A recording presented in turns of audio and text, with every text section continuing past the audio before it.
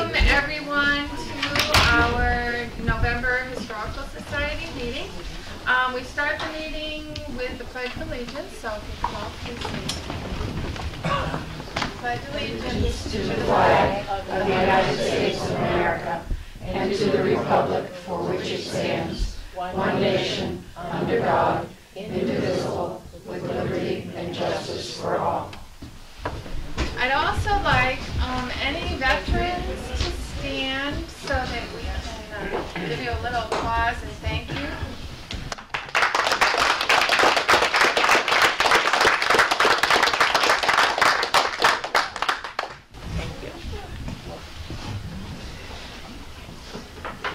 I'd like to thank Cindy Oxton and Christy Badger. They fixed all the refreshments. So after the program this evening, please go up and have some goodies before you leave. This evening's program is the Lakes Region Ice Racing Club History, and Mr. Jack Cook is going to do the presentation. So I want to welcome Jack to the meeting. And does anybody have any concerns or announcements they'd like to make today before we start the program? Okay, so we'll welcome Jack.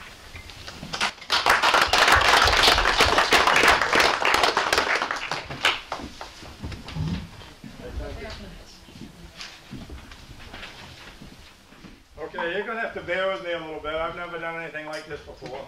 I'm not sober. So we're going to do the best that we can. Okay? That's the truth.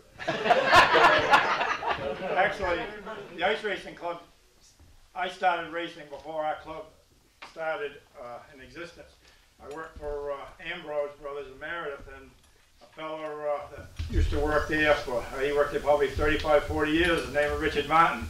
And he was born and brought up right down here by Mark Richter's at Moultonboro Falls. And most of you people that are natives would remember that name. His father was Herb. And when Dick had this old Chevy Bel Air, and I can't remember the year of it, but it was a little six-cylinder and it wouldn't pass inspection. So Dick gave it to us guys in the shop there, and there were three of us that was working on it. Bob Bryant, which is here, Larry Layton, and myself, and we were going to take turns driving it. And well, we drew straws, and Bob got to drive it the first week. And after the races, I took it out for a few laps just to see what racing was all about. Well, I couldn't wait for my turn to come, so I went out and bought my own car. Right? So, you know, we really had a lot of fun doing that, and it was a good way to get started. And we raced on Meredith Bay in 1978 and 79, and the ice conditions got really poor over there with all the aquatherms and the bulb houses and different things. And I think in 1979 we only raced maybe like 3 times. And we wanted to, the guys that were doing the racing wanted to race a little bit more than that. So we took and talked about starting our own club, maybe racing on a pond someplace. So a lot of the guys that were in the club were from Moultonboro area, so we talked about racing, you know, getting the permits and everything to race on Berry Pond. We, I think the first meeting we had was just 4 or 5 guys at my house. We talked about it. Then our first official meeting we had was at, which is now Jerry Thomas's well-drilling place. It was Trey Wilson's then. And we started our own club, and Ron Shaw from Center Harbor, he was a Moultonboro native originally. He was our first president, and I believe Trey Wilson was the vice president when we first started our club. And that went on, I think 3 years. And if I get off sidetrack, Cindy, you guys help me on my dates a little bit. Okay? But I think it was 3 years that we raced with under president, vice president, and then we just had a stock class. That's all we started with, was a stock class. And what did we have, maybe 35 members when we first started? Yeah, it wasn't very many. That's a long time ago. But it just seems like it just started yesterday, but now we're talking about the history of it. That tells you how fast times go, you know? And, well, we started with just a stock class, and eventually, well, I think it was 1980 when our first year. Yeah. 1981, some of us guys that was into it a little bit more than others, like myself, we wanted the modifieds, the open wheel. So we started the open wheel class, the modified. So we had the two classes, and we raced for quite a few years like that. And then 3 years after we started, about 83, we started with a 5-member board. Am I right on that, Cindy? You are right. Doing good? I was listening last night. Okay, and our first board members, I can't remember who they were, but I was one of them, I think. Ed Wakefield might have been one. Eddie, hold on just 1 second. I was looking This for way, I need help. I had him last night. I should have marked him. I think Ron Shaw might have still been on as a board member too, right? No, it was John Ludwig, Mike Eldridge from Ossipee, Yeah. you, Bill Blackadar, Okay, yeah. and Eddie. And so then that's when the ice racing started really progressing. And we used to have like 2 or 3 stock cars that would come on a Sunday, and we have maybe 8 or 10, 15 modifieds. And that was when it started getting well known around the local area, and all us rednecks would be out. And that was when the stock cars were getting a little bit slack because everybody was going to front wheel drives and 4 cylinders. And so we started a 4-cylinder class, and I think that was 4-cylinder in general, 4-cylinder front wheel drive and rear wheel drive together. And then there were so many participants in that, they wanted to split it up. So they had their own classes. They had a 4-cylinder rear wheel drive class and a 4-cylinder front wheel drive class. So that worked out well for quite a few years. And every year you'd seem to have a dominant class where you'd have a lot of cars in one class and not so many in another. But then a couple of years down the road, the class that was really weak, that would be the dominant class. You'd have a lot of cars in that class. It's funny how it works, but that's just the way it was. And then I think, if I can read, 1998, we started a junior class, and that turned out to be really good. And that was for kids 13, 14, and 15, or up to 16, right? And it's really surprising how good these kids did out there. And, it was just many weeks, a lot of the people, the spectators would say, the best racing was a junior class, and just to see the kids out there just, going as fast as they could. And we tried to keep them extra clean, as far as no slamming and banging and everything. But they really did. They put a great show on. And I think there must have been, this is just my own memory here, but over the years, I think there must have been at least 4 or 5 kids that graduated the junior class and came back the next year in adult class and won the championship. Now, I mean, that's something to say about how good these kids are doing. Right, Alicia? She did it a couple of years ago. I was pretty proud of her. So I got sidetracked here a little bit. But back in Cindy, help me out here so I don't have to go through all these notes. When did we start latchkey? That was like in 1982 or 3? 84. We had a couple of little benefit races before that, but in 1984 we started our latchkey race. And the latchkey name came from, we was going to do it on Meredith Bay because we could draw a bigger crowd, and we thought we could, but the ice conditions didn't work well for us for a few years. But we called it the Latchkey Cup because Meredith is the latchkey to the White Mountains. That's where the name Latchkey came from. So we did manage to get, I think, 3 races on Meredith Bay. And in I can remember this one. 1988, we raced on Meredith Bay, and we had 118 race cars on the ice that day. I mean, unbelievable. And they came, we have 3 different ice racing clubs in the area. Ours here, there's one in Middleton, New Hampshire, and that's, what's that one, Danny? Yeah, New England Ice Racing Club, and there's one in Jaffrey, New Hampshire, which is Jaffrey Ice Racing Association. And all 3 clubs would try to get together and we'd always hold our latchkey race on a Saturday, so we didn't interfere with their Sunday racing, and they would always come up and help or race with us and help join in the car count and raise money for the Norris Cotton Cancer Center. And over the years, I got it here, but I think it's like $228,000. Is that right, Cindy? Yep. $228,000 we've raised for the Norris Cotton Cancer Center with our latchkey race. And I'm very proud of that. Our whole club is very proud of that. And this year coming, our board members and club have decided to, instead of raising the money for the Norris Cotton Cancer Center, we want to do it for local, people that are in need. Maybe some scholarships. We want to keep the money local. And we're going to try it and hope for the best with that. So I got sidetracked again on a couple of things. But back throughout the years, we've had a lot of celebrities coming in and taking part of our regular racing or our latchkey race. And I know I think it was about 1980, 81, whenever they were running for president, Ronald Reagan was doing a little thing which is now Berry Pond, and it used to be Country Fair Inn with Ken Smith run.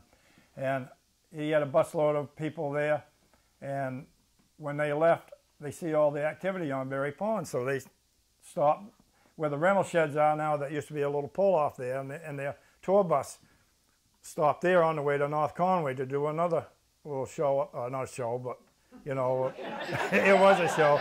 But they see all the people on the pond, so they decided to come down. And Ronald Reagan actually came down on the pond and flagged one of the races. And they were only there for maybe 15 minutes at most, because they was scheduled to be in North Conway, and they had to meet their deadline. So they all, after they flagged the race and shook hands with everybody, they took off running and got on the bus, and away they went. Well, one of the Secret Service men or whatever, he got so involved in the race and he missed the bus. So that's rumor has that, and I've heard that story quite a few times. I was there, but I'm pretty sure this is true. And that was back before cell phones, so somebody had to take him and, at the next stop and drop him off. So that was pretty cool that we have somebody like Ronald Reagan there. So I know at our latchkey races we've had Judd Gregg.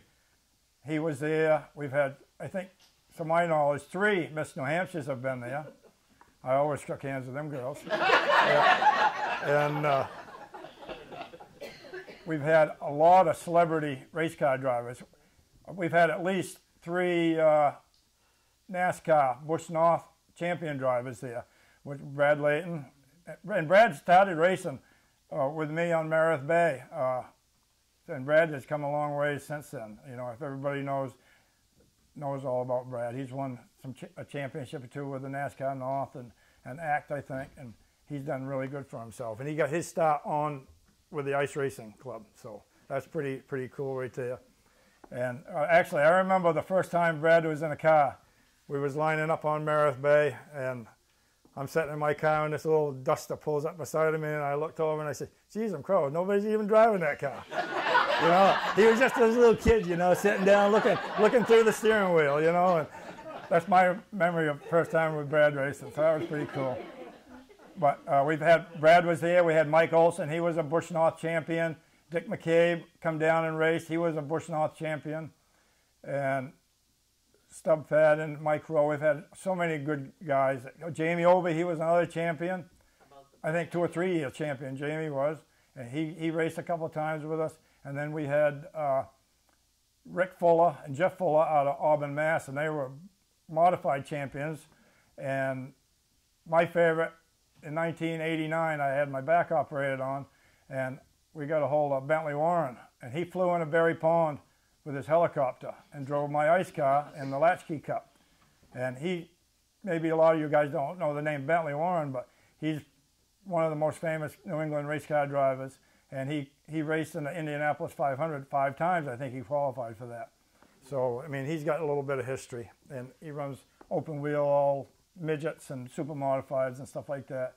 And the week after he raced on the ice, he flew to Phoenix, Arizona and raced in the Copper Classic out there. So, I mean, that's pretty cool, you know. So the celebrity drivers and all the different people, they've added to it a little bit. We've been on early years ago. So I'm guessing on this one about 80, 85, 86, 7, somewhere in there. New Hampshire Crossroads, Channel 11. I don't know. Some of you people must remember that. I know I used to watch it all the time. They came up and they did seems to me like they were up there twice. I think so. I think they were there twice. And that's where I got my famous line with them.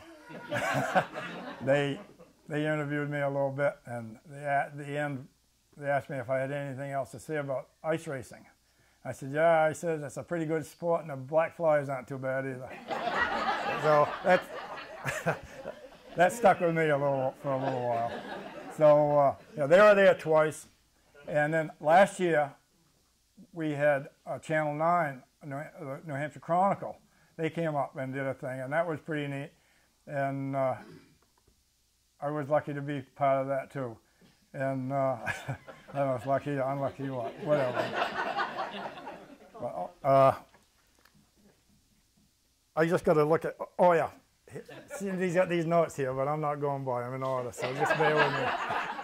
Like I said, that's the first time I've done anything like this, so I'm doing the best that I can. We have a raffle at Sandwich Fair, a club raffle to help pay for some of the club, insurance and different things like that. And we've been at Sandwich Fair for, geez, I'm crow, Cindy, how many years do you think? Oh my gosh. At least, Way back. at least 25 years, right? We've been there every year. And Yeah, because we used to do the trips to Nashville and the trips to Disney World. yeah, and we have so many people that come and look for our booth just to buy our tickets. We don't even have to try to sell them. We have so many people that support our club, and that's what keeps us going, with all our club members and the local people and the townspeople. They come from far away, and just to buy our raffle tickets, and we're really pretty proud of that, And we've been lucky. We've had a lot of local winners over the years, so that helps too. And let's see here. We're pretty lucky to have a place like Berry Pond to race on. That's our main place.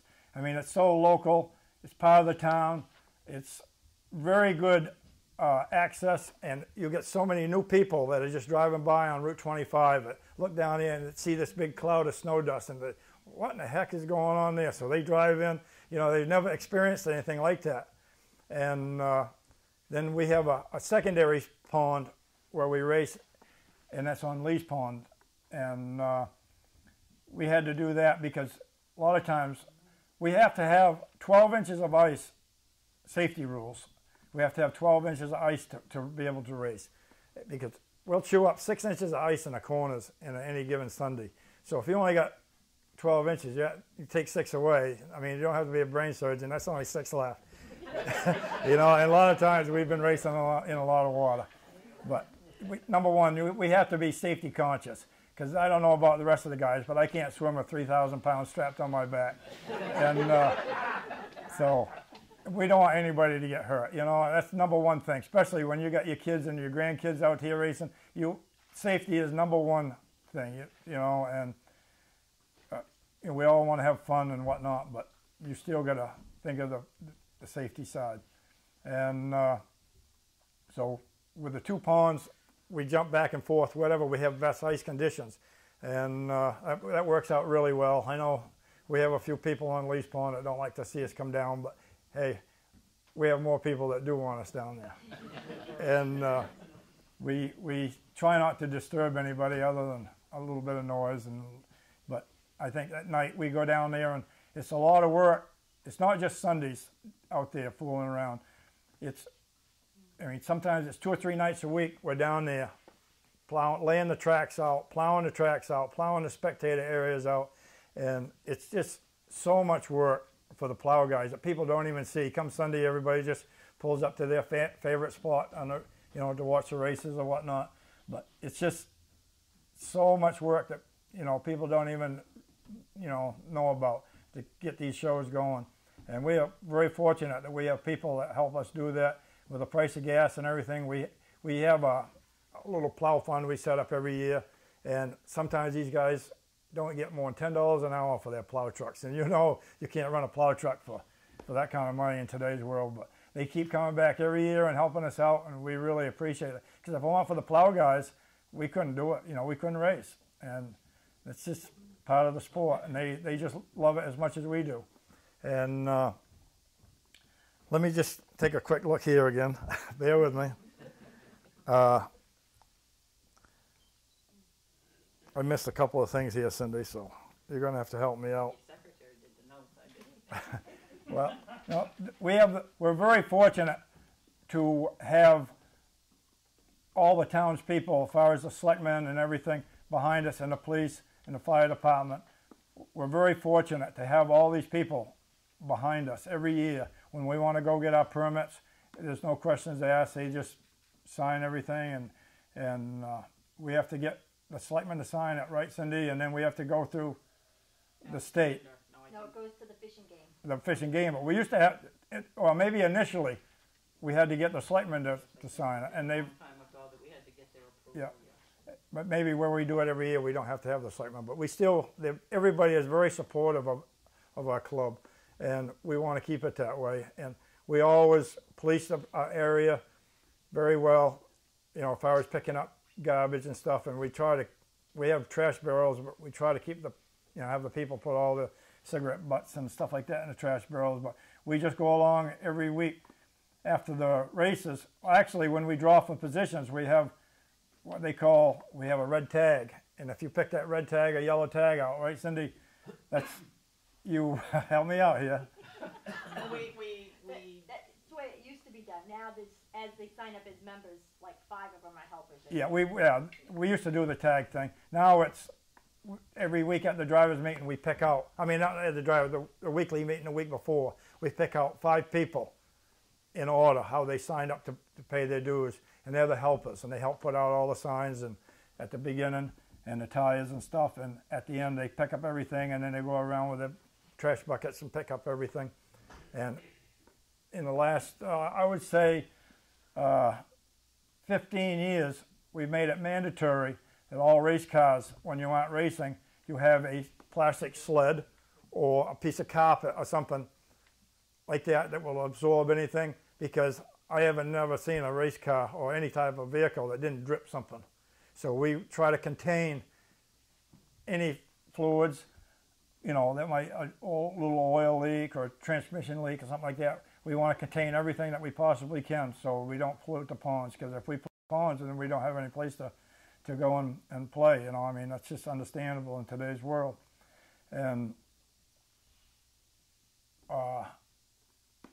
how many years have we been running Sierra antifreeze? That must have been 12 years maybe. We make it mandatory that every race car runs Sierra antifreeze, and that's a biodegradable antifreeze that's not non-toxic and everything like that. And it's very expensive, but that's one of the things that we make every participant do in their car. And I don't know, we've been racing for, when we first started out racing, we just raced for trophies every week. We did that for, probably 15 years or so. And that's all we raced for, is just 3 trophies for the feature winners and a couple trophies for the heat winners. And some of us more dedicated, I don't know, but not dedicated, but we wanted to initiate points thing in there. So we race for points now also. And I tell you what, it gets very hectic out there when you're racing for points.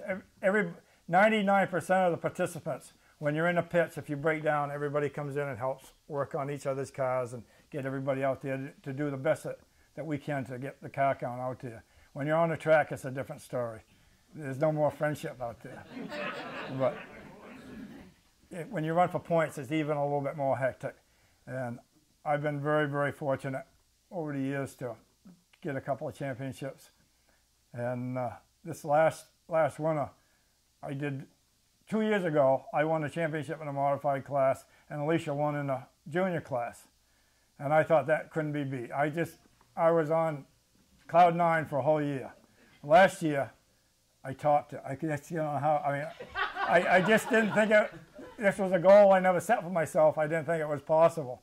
But I won the championship in the modified class again. Alicia won the championship in the front-wheel drive adult class. My grandson Christopher won the championship in the junior class, and my nephew Michael and my other Michael won in the stock class, and Danny was right there on his heels, you know, and it was just unbelievable to be able to share it with the kids, you know. It's just, you know, it's just unbelievable. But I'm very proud to do it, and probably it'll never happen again, but they can't take that one away from us, can they?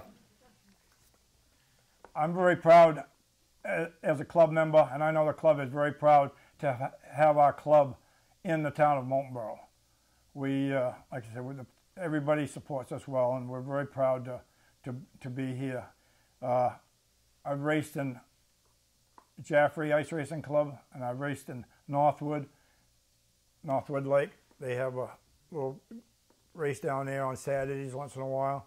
And I race in New England Ice Racing Club, and there's no place like home. I tell you what, our club is, the girls, all the flag people, everything. They just run our club so good, so efficient, and the lineups are right there. One race goes off the track, and another race is all lined up, and they're right out there.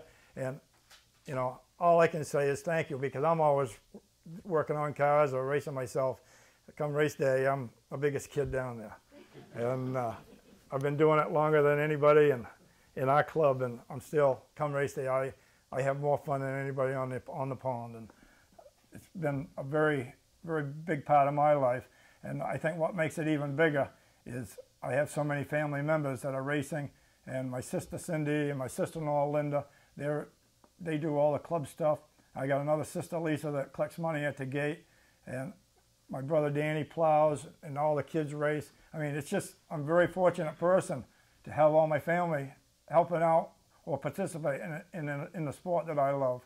And I just don't know how else to say that, but I don't know. Anybody, Mike, would you like to say anything? I'm good, Jeff. Huh? How about? I couldn't talk what you've just done. So, did I miss anything, Cindy? Well, they don't have time enough, but you covered the general gist of it, yeah. You can ask them if they have a question. Tell people how you get points. There may be some people who aren't familiar with the racing. Well, we changed the, Linda, can you do that, Linda? Heat races, they don't get any points. When you sign in for the beginning of the day, you get points. And then on how you finish the feature, like first place gets 10, and then second gets 9 and 8, 7, and it goes back, and they're accumulated. Latchkey, there are no points, but I mean, and then at the end of the year, we tally them up for the championship. How many cars do you have, Jim? Right now, our car count is down a little bit on account of the economy. And another thing, when we first started racing, we had a pile of cars because that was the only thing that we could do, you know, on Sundays around here. But then over the years, well, not the only thing, we could go fishing, but over the years, a lot of our participants have graduated off to summer racing, either on the dirt or on the asphalt, and that really took a lot of, you know, it's a lot of expenses to do one season of racing, so you know nothing about all year round. And I'm probably the dumbest one here because I do it year round and have been since 1980. I think I race on the dirt every Saturday night, going off someplace, either Romney or I've been at Bradford, Vermont, racing there every Saturday night since 1995. So I'm really got a bad habit of going around in circles, and hopefully end up where you started from. But Do you have to have special? Do you do special tires and equipment, or is it just like a? we run chains on the drive tires, regular like car chains, but they got studs or V-bars, and then on our front tires, or in the case of a front-wheel drive on the rear tires, we run, which is like a roller chain, like a motorcycle chain, a sprocket chain, and now we've graduated and we're putting in snowmobile studs inside the sprocket chain, just to make things a little bit more costly and go faster. But it's really, the classes have really grown as far as how fast the cars are going. It seems like every year the cars get a little bit faster.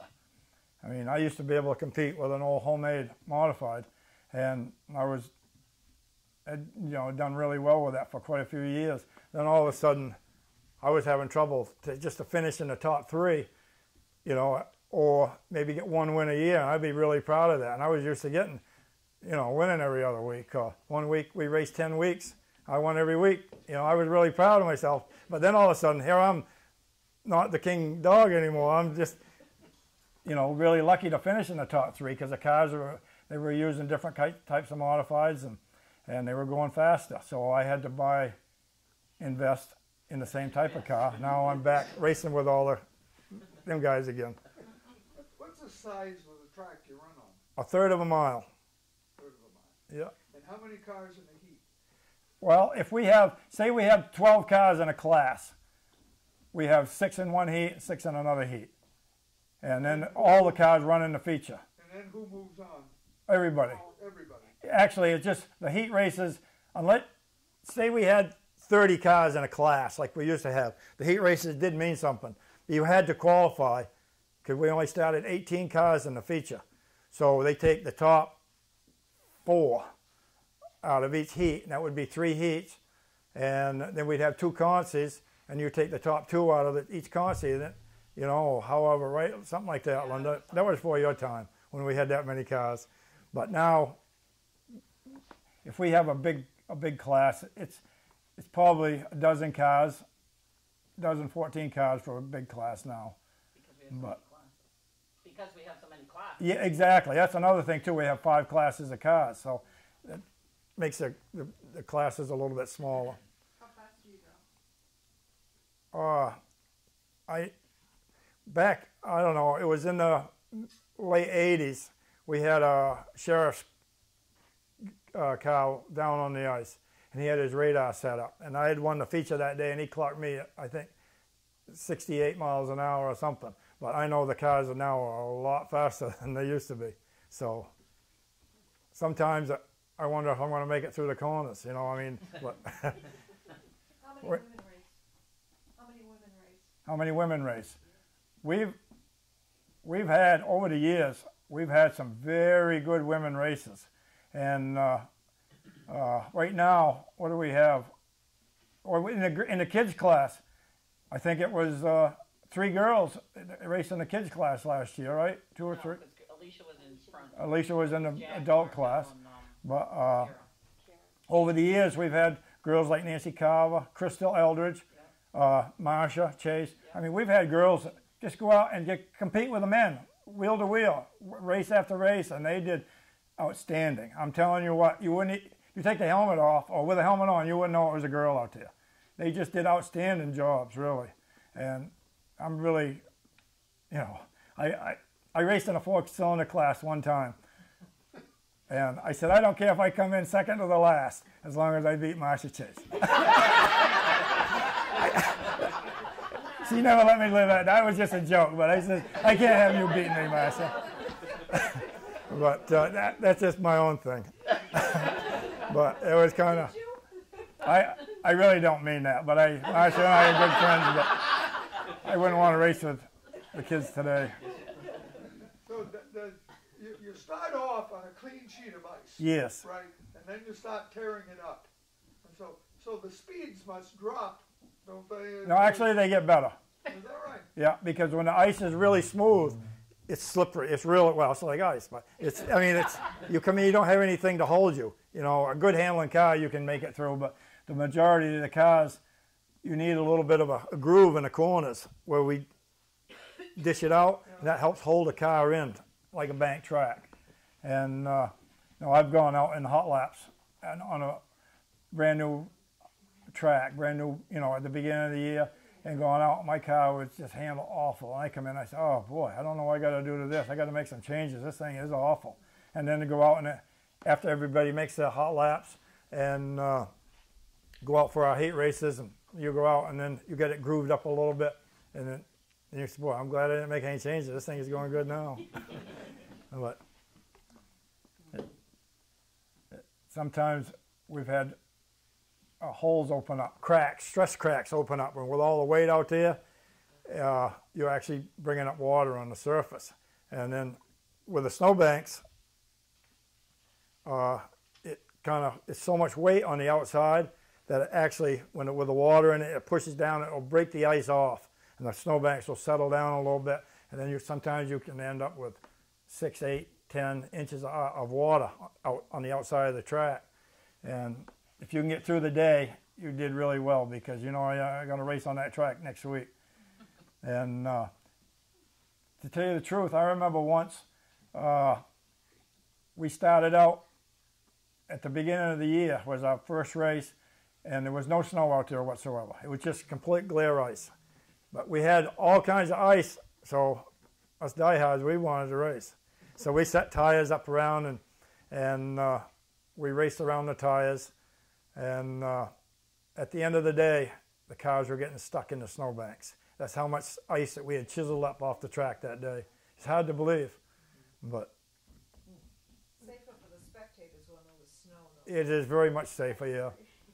But we try to keep the spectators back to a safe distance, but it's just like anything. It's the unexpected. You know, you never know. Anything can happen. We've lost tires off cars and stuff, and we've been very lucky over the years that nobody's been seriously hurt, you know. And, I mean, we've had our bangs and bruises, but we've been very fortunate, you know, knock on wood. Hopefully nothing will ever happen, you know, but that's out of our hands.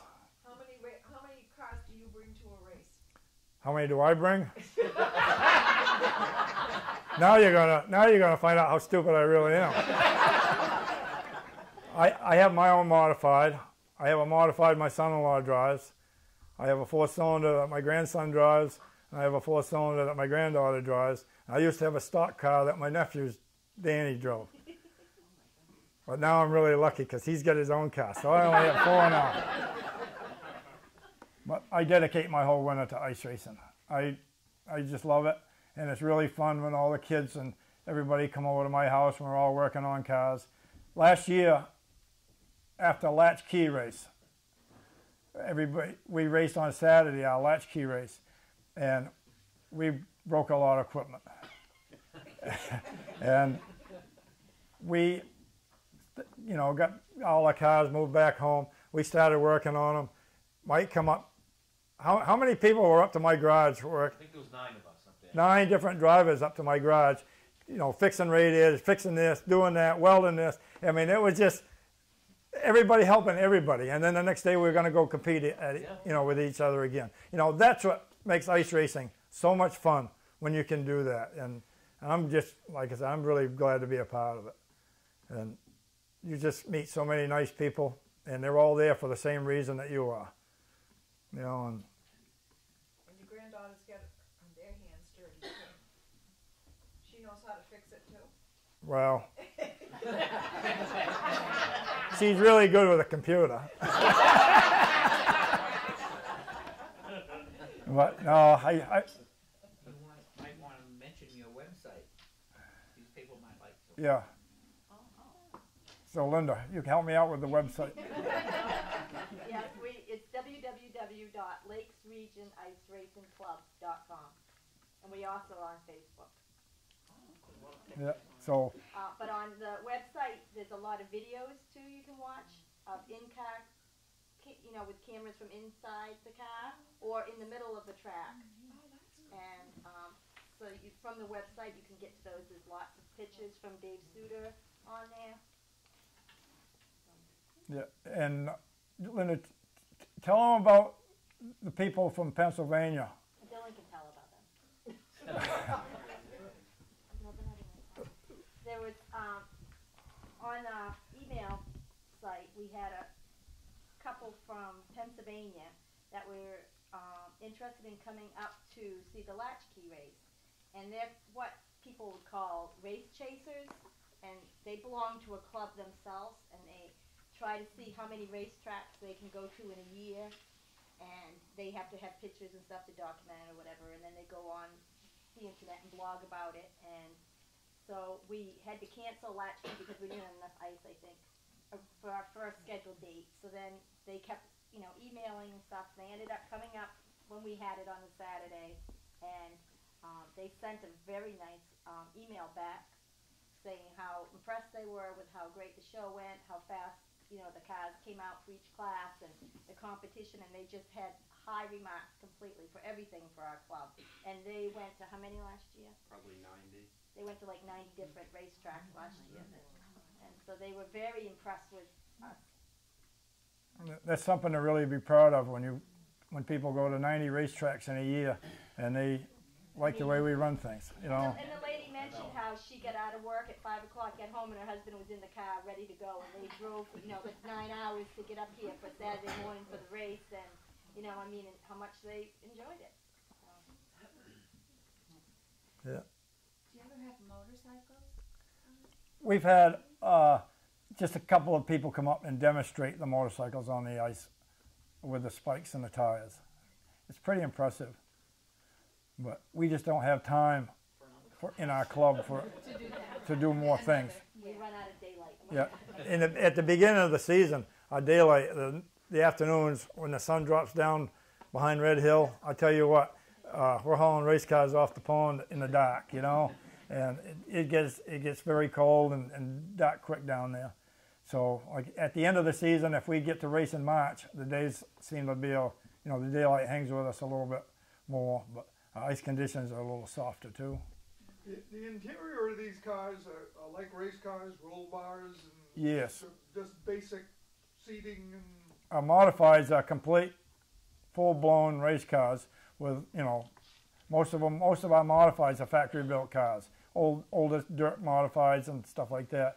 The junior class, they have to have a full roll cage. Everything the juniors have to have a full roll cage. They have to wear neck braces, window nets.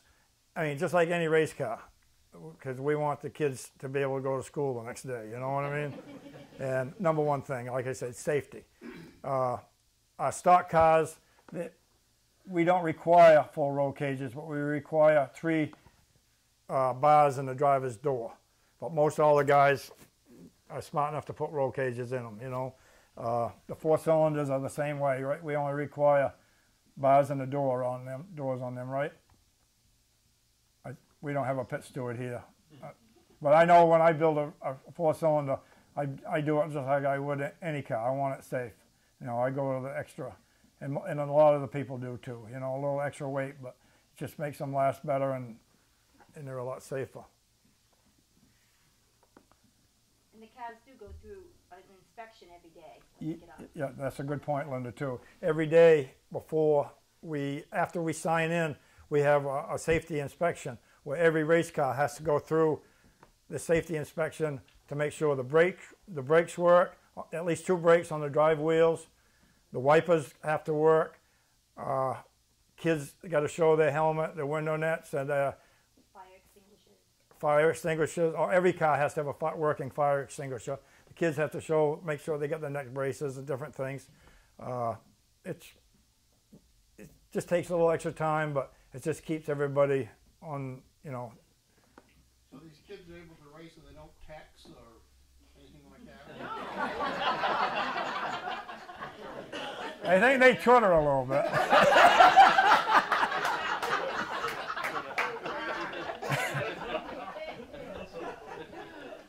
No, it's surprising how serious these kids actually take it. It's really good to see them doing something like that without a computer in front of them. But I would like to see more kids out there doing it because it just, like I said, every kid that graduated, most of the junior classes come back and done really well in the adult class.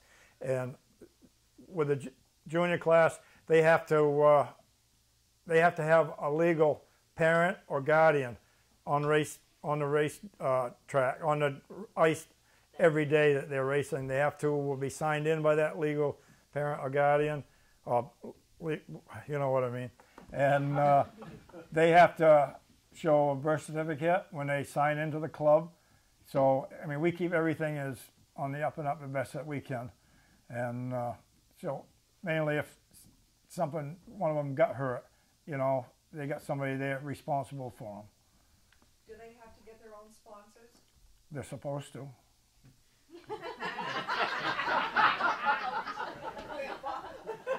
Well, that's what grandfathers come in. But I made my own problems because I kind of coaxed them into doing it, and then just believe it or not, my granddaughter likes it a lot better than my grandson does. Yeah, I'll tell you this little story here. Second week my grandson raced, he won the latchkey, and he just comes to him natural. Alicia had to work for it a little bit, but Christopher, everything he does just comes natural to him, and he doesn't get all wound up about it. So a couple of weeks after latchkey, Chris calls me up Sunday morning. He goes, "Hey Bumper," he goes, "I guess I'm not going to race today." I said, "What do you mean you're not going to race today? I got the car all fixed, it's all ready to go." He said, "Yeah, I know." He says, "But it's fishing derby weekend." He says, "And I figured I'd probably go fishing." And I says, "Well, you do what you want, Chris. I don't care, whatever." He said, "Well, geez, I'm Crow Bumper. I won latchkey on my second race out." He said, "What else is there?" You know. So I said, "Okay, you go fishing." So it's good that they don't take it as serious as I do. I guess. But where I race on the dirt, I got her racing on the dirt with me, and she raced. My nephew's, he had a little Dodge Neon, and she raced it up to Bradford, Vermont last year, I think, 6 times in a women's class. They race every other week. And boy, I'll tell you, I was one proud grandfather. She had 3 wins in 3 seconds. And I didn't even care how I did, you know. But I tell you, to see your granddaughter out there racing like that, it makes you proud. And also nervous. I try not to. Her mother went up. She was nervous. I just like to see the kids doing that stuff. I mean, it's my life, so I look at it different than a lot of people would, I guess. But I've been very, very lucky over the years to have some really good race cars to drive, and I don't have any goals left to set for myself. I just want to go out and race and have fun. But now my goals is to do it with the kids, you know.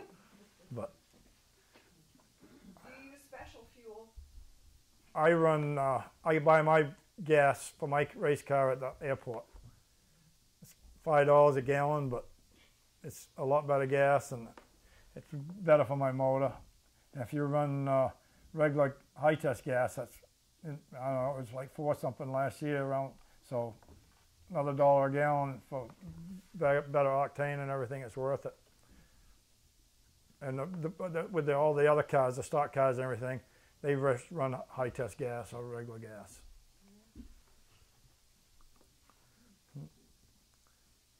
Well, I think hopefully I didn't make too much of a fool out of myself. Thank you very much for the opportunity to. So enjoyable. Well, thank you. Very good. Yeah, well, like I said, I haven't Coming done anything like this before, but it was kind of fun. I enjoyed it. I had a good audience here.